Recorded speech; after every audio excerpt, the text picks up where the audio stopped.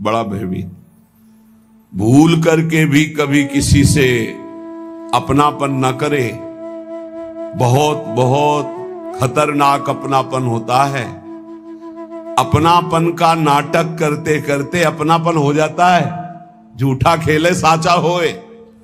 झूठ से भी किसी से ये न कहे कि हम तुम्हें बहुत प्यार करते हैं। झूठ से भी न कह ले, सच्ची हो जाएगा।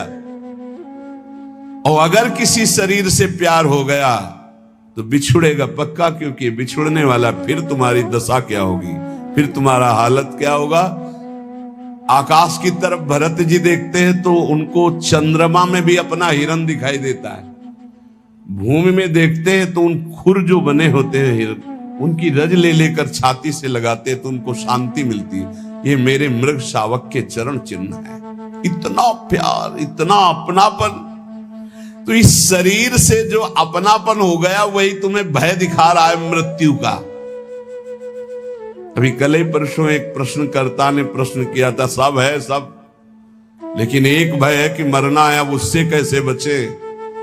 इससे कैसे, इससे गार्ड से नहीं बच सकते हो, अंगरक्षक रखने से नहीं बच सकते, नहीं बच सकते। अगर मृत्यु का संयोग अंगरक्षक से है तो तुम्हारा अंगरक्षक ही तुम्हें सूट कर देगा। अगर मृत्यु का संयोग है अंगरक्षक से तो जो तुम्हारा हर समय बॉडीगार्ड है ना, वही तुम्हें भूंज देगा। मृत्यु उसी के हाथ से मरवा देगी तुम्हें। और इतना प्रिय शरीर है कि मृत्यु की बात सुनते ही एक बार जैसे बिजली का करंट नहीं लगता, ऐसे मरना, अरे होश खराब हो जाते। देखो थोड़ी देर सोच के कि आज मरना है, कैसा लगेगा। बोले मरने से सब जगह मेरो मन आनंद। ओठ सूख जाएंगे, ओठ सूख जाएंगे कि तुम 5 दिन में मरने वाले हो, तुम्हारे ऐसा रोग है, ओठ सूख जाएंगे। हाँ, उसी के नहीं सूखेंगे जो पहले से मरा हुआ है। जीवित मर जाए उलटी आप में समाये है दिलगिरी है। अपने इष्ट के लिए जिसने प्राणों को समर्पित कर दिया, अब उसको डर नहीं। हमें सबसे ज्यादा प्रिय देह और प्राण है। देह प्राण ते प्रिय कछु नाही, गोस्वामी तुलसीदास जी कहे। देह प्राण से बढ़कर कुछ प्रिय नहीं है, लेकिन उनसे भी जो परम प्रिय है वो भगवान है, क्योंकि देह और प्राण जिनसे संचलित हो रहे हैं। राम देत नहीं बनत गुसाई, विश्वामित्र जी से दशरथ जी कह रहे देह प्राण से प्रिय कुछ नहीं, अभी कहो अभी प्राण दे दूं, लेकिन राम देते हैं नहीं। ये है महाभक्त की स्थिति। ले लो देह प्राण, अभी ले लो, पर राम जी को मैं। वशिष्ठ जी फिर उनको समझाते, यहां कह रहे जैसे कहा जाता है कि हमसे भजन नहीं होता। क्यों? शरीर का भजन करते हो कभी, लेकिन कभी भूलते भी नहीं हो, क्योंकि शरीर सबसे प्यारा। इसके बाद ये हाथ में कैंसर हो गया, इतना काट दिया जाए तो तुम्हारे प्राण बच जाएंगे, तो देह से भी अधिक प्रिय प्राण, तो हम इतना हाथ कटवा देंगे, इतना पैर कटवा देंगे। और प्राण से भी प्रिय आत्मा। जब आत्मग्लानि इतनी प्रकट हो जाती है किसी बात पर, तो अपने प्राणों का भी मोह छोड़ देता है और अपने शरीर और प्राणों का मोह छोड़कर वो मृत्यु का वरण करना चाहता है। और जो सब आत्माओं की आत्मा है वो प्रभु है। पूज्य भाई जी महाराज कह रहे, यदि ये क्षण भर के लिए तुम्हारी बात समझ में आ जाए कि जिससे हमें देह प्रिय लग रहा है, जिससे हमें प्राण प्रिय लग रहे हैं, वो भगवान के कारण लग रहे हैं। अगर ये बात समझ में आ जाए तो भगवान को भुलाया ही नहीं जा सकता। जैसे देह अभिमानी कभी देह को नहीं भूल सकता, ऐसे देहा भाव को जो भगवान के चरणों में, जो प्राण प्रियता को भगवान के चरणों में मदगत प्राणा हो गए, मच्चित्ता मदगत प्राणा, ऐसे महापुरुषों का भजन निरंतर चलता है। ये जो कहा जाता है कि 1 घंटे सुबह 1 घंटे शाम भजन कर लिया करो, ये प्राथमिक कक्षा के विद्यार्थियों को कहा गया है, अध्यात्म के विद्यार्थियों को। ये प्रथम कक्षा की बात है। ये 11 माला जप लो, 12 पद पढ़ लो, शुरुआत तो करो। यहां घंटे की गणना का बात नहीं कर रहा, भाई जी कह रहे घंटे की गणना की बात नहीं कर रहा, यहां प्रीतम की प्राप्ति की बात कर रहा हूं, और वो होता है सतत स्मरण से। क्षण भर के लिए भी हृदय में भगवत स्मरण का तार ना टूटे, अभी ऐसा अभ्यास बन गया, निश्चिंत हो जाओ, आप भगवत प्राप्त हो चुके हो, आपको चिंता नहीं करनी।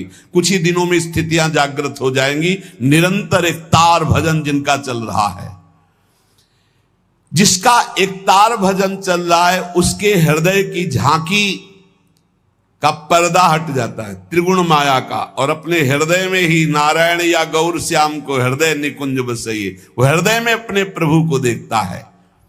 इसे कहते अनन्य चेता सततम। जो अनन्य चेता सतत है, नित्य निरंतर, ये बहुत अमृतमय शब्द है। यही बचपन में गुरु जी ने बैठा दिया था, बलिहारी गुरु आपने जो गोविंद दियो बताए, यही बता दिया था कि बच्चा हर श्वास हर क्षण नाम जप, हर क्षण मंत्र चिंतन, खाली न रहे, यही साधना है। तो नया जीवन था, पता में और कुछ था नहीं, जो गुरुदेव ने बताया बस उसी पे चल पड़े। और वही जब बड़े बड़े महापुरुषों से सुना शास्त्रों में, तो लगा बलिहारी प्रभु ने प्रारंभ में ही बता दिया गुरु रूप धर करके। नित्य चिंतन में रहने वाला भगत ये अनुभव कर लेता है कि नित्य प्राप्त भगवान की नवीन प्राप्ति। ध्यान से सुनो, जो निरंतर भजन करता है, नित्य प्राप्त भगवान की नवीन अनुभूति, नवीन अनुभूति।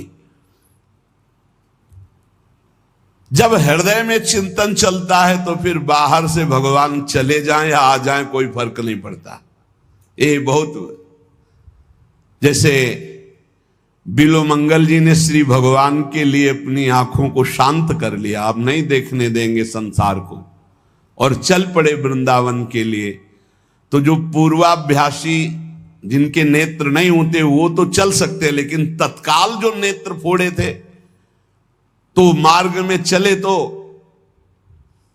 एक लठिया ले ली थी, अभ्यास ना होने के कारण मार्ग से हट करके एक कुआं था, उस कुएं में गिर गए।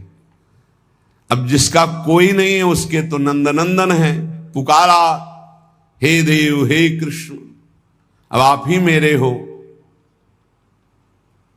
भगवान की आवाज गंभीर मेघ के समान, बाबा ये लाठी ऊपर उठाओ, ऐसे, और खींच के बाहर कर दिया। उन्होंने विचार किया कि मेरी लाठी तो इतनी बड़ी नहीं थी कि केवल लाठी पकड़कर इस 50 हाथ कुएं से नीचे निकाला जाए।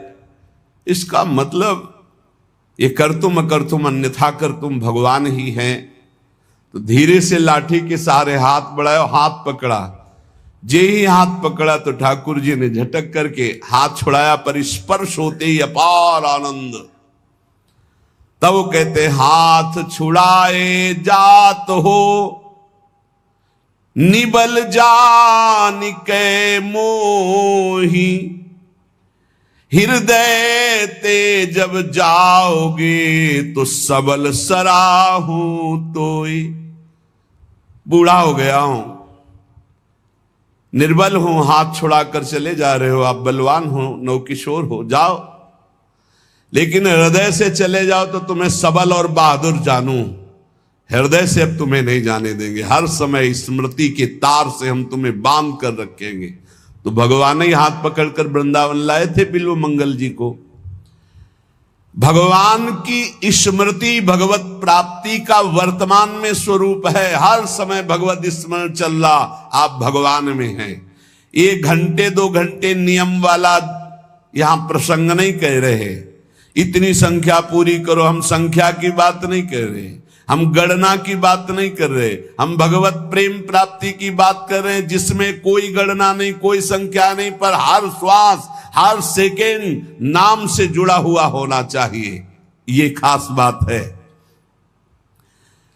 आरंभिक साधकों के लिए ठीक है गणना नियम, प्रारंभिक जो साधना में लगे हैं, लेकिन हम उन भगवत प्रेमी महान भाग्यशाली उपासकों की बात कर रहे हैं जिनका एक ही उद्देश्य है भगवत प्राप्ति। तो उनके लिए संख्या नहीं, गणना नहीं, एक क्षण भी विस्मरण ना होने पाए, उठते बैठते खाते पीते हर परिस्थिति में लघु शंका हो रहे तो नाम चल रहा है, शौच हो तो नाम नहीं छोड़ना है।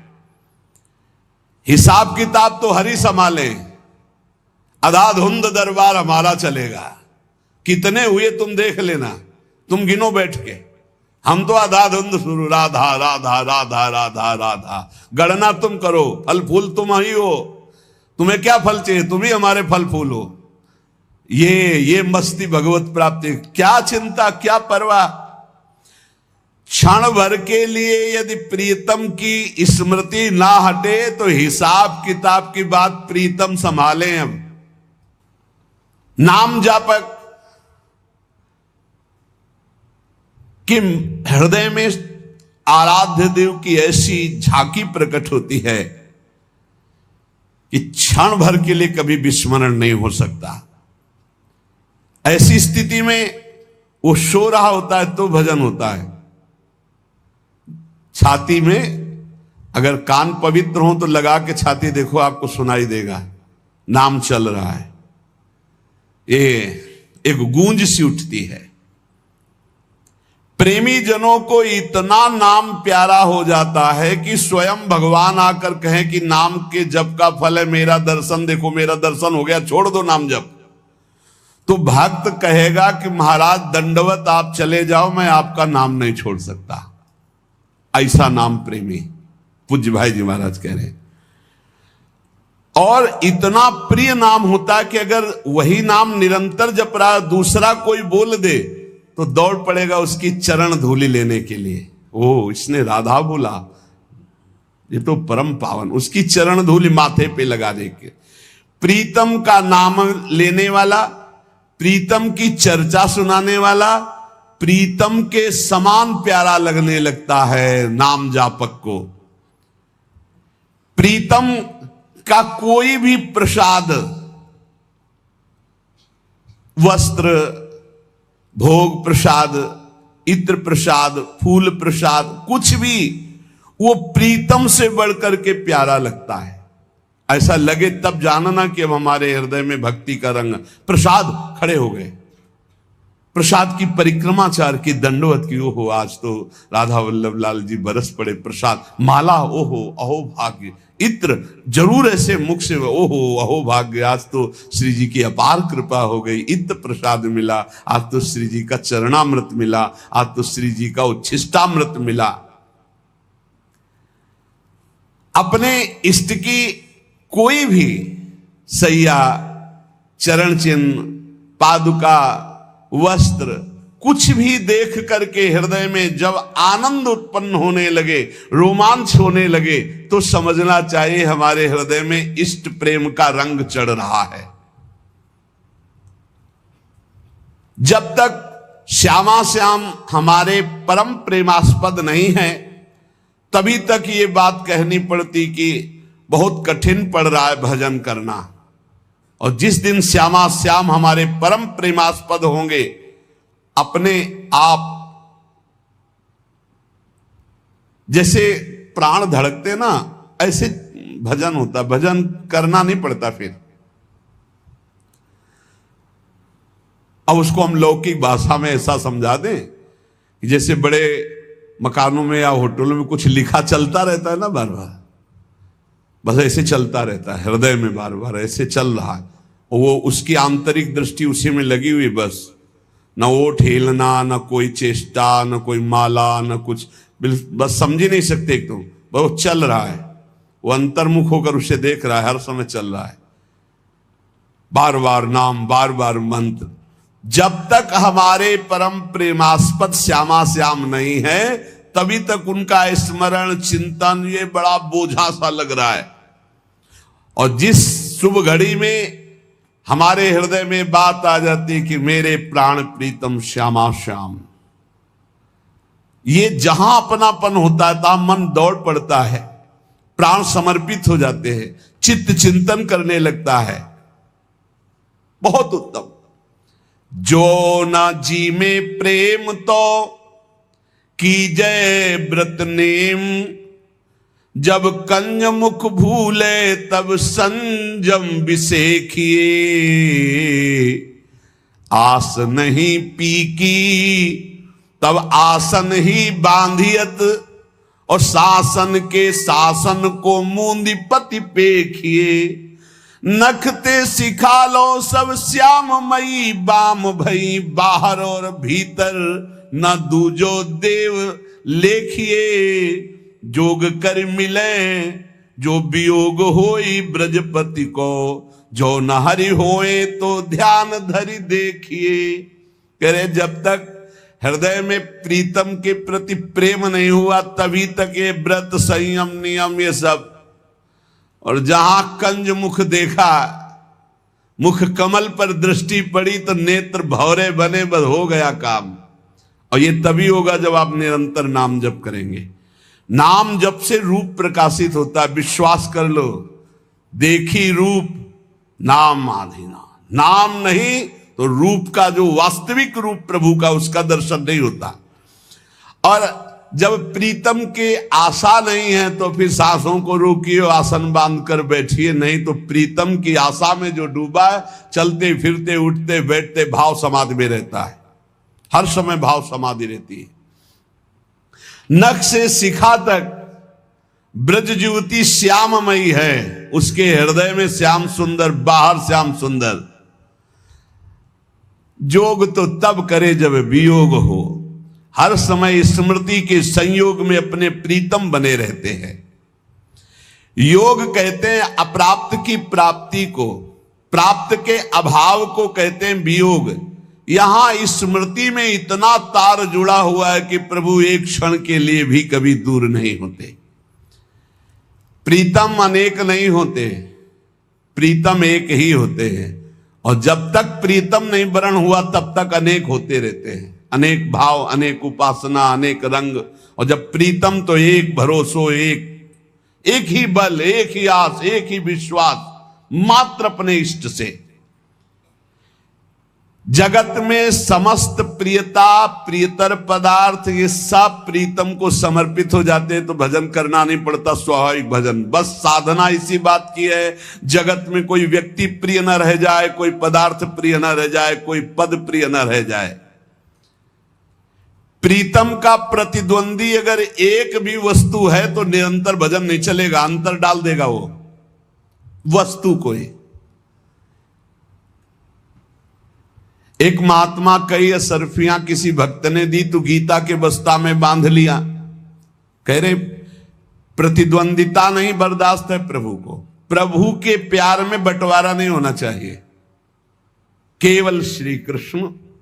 पूज्य राधा बाबा कहते हैं कि हमारे प्रभु में वैसे तो बहुत सब गुण समुद्र है, लेकिन मैंने देखा उनमें एक ये बात है कि वो दुशरिया पसंद नहीं करते, वो अनन्यता चाहते हैं, प्रतिद्वंदिता नहीं होनी चाहिए।